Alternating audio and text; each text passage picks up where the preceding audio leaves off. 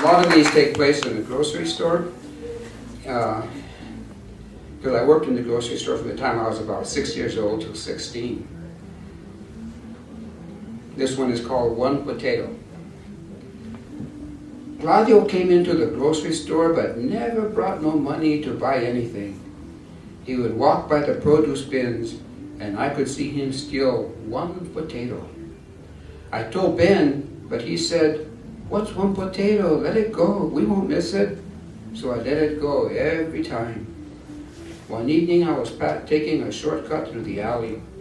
I saw Claudio with two friends cooking a potato over a fire in a trash bin, cooking it on a wire coat hanger.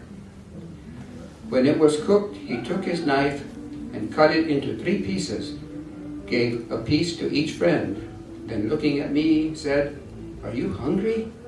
Cut his piece in half and offered it to me with a big smile on his face.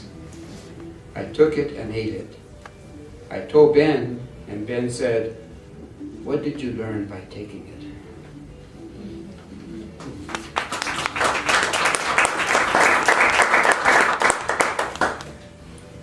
Gringo food and Mexican food.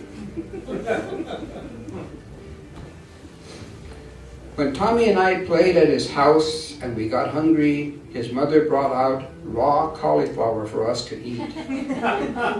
I didn't like its funny taste, but ate it out of respect. Then one day she steamed the cauliflower and served it with butter. It was really good. Another time she mashed them like potatoes and put in garlic. Really good. When Tommy and I played at my house and we got hungry, my mother brought out a bowl of pinto beans for us to eat. Tommy didn't like the taste, but ate out of respect. One day she put in a little bit of green chili, not too hot, and Tommy said it was really good. Another time she mashed them like potatoes, refried them with chili, really good. Another time Tommy and I were playing with Clyde at Clyde's house, and when we got hungry, his mother brought out a bowl of steamed cauliflower and hot pinto beans mixed together. It was really good, really good. Clyde's mother was Mexican, his father a gringo. They always served both gringo and Mexican food in their house, and we always ate out of respect.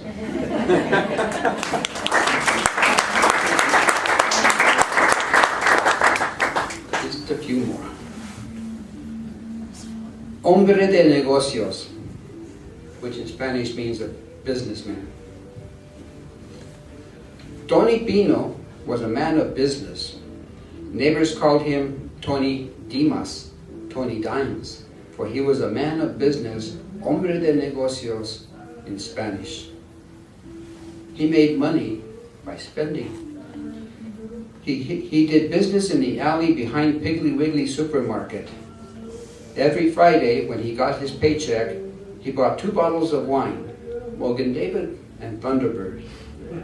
The size was 20 swallows in each bottle, $1 per bottle. Then he bought 2 packs of cigarettes, Lucky Strikes and Chesterfields, 10 cents per pack, 20 cigarettes in each.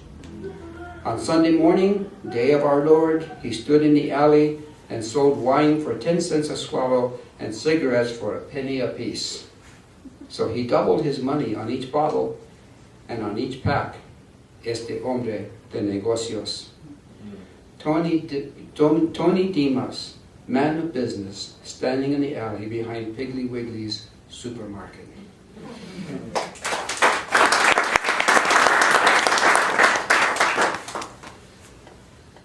The library. I lived in a really rough neighborhood, so if I wanted to go to the library, I had to sneak to the library. So I usually put my books in a paper sack, put it on my basket of my bike, and rode to the library like I was going to the grocery store. What would happen if they found out I did that? I'd get beat up. The library.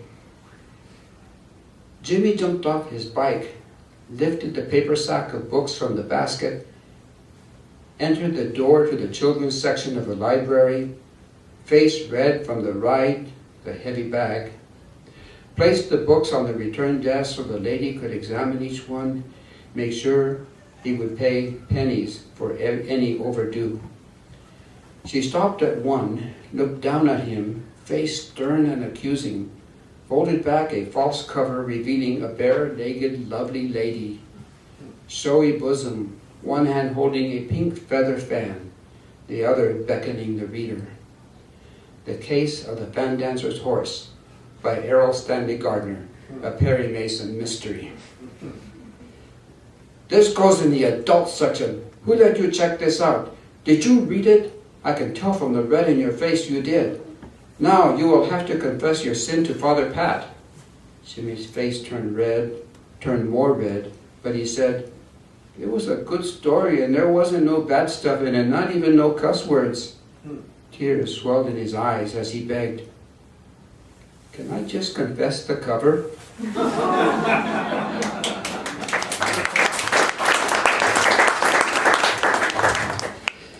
There's two more. Cain and Abel. At Catechism, Sister Benedetta de Paul told us the story of Cain and Abel, how Cain killed his brother. She told it this way. Cain, children of soil, why did you kill Abel, shepherd of flocks?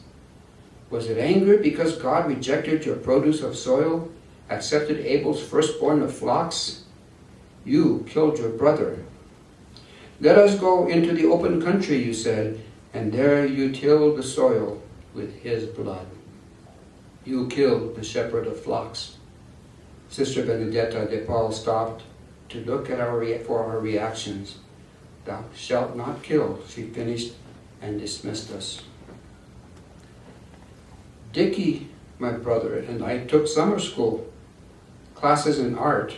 We loved to draw and draw and draw, especially the comics. One day I took my comic strip to the teacher, so did my brother. She said, I didn't draw the feet right, and said, your brother did better. She gave him a prize. In my head, I wanted to kill my brother, drawer of the feet that are right. And in my head, the teacher too. Who sinned more, Cain, tiller of soil, or I, drawer of the feet that are wrong?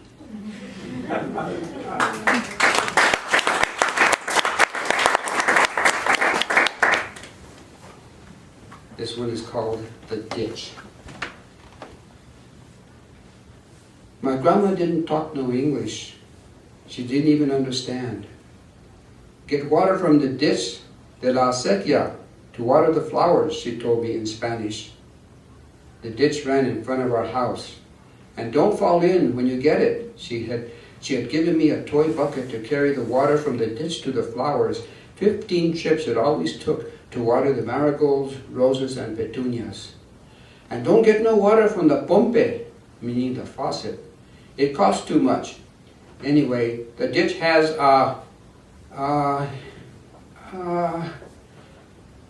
mass nutrients. Nutrients? That's when I found out my grandma was tricking me with no English.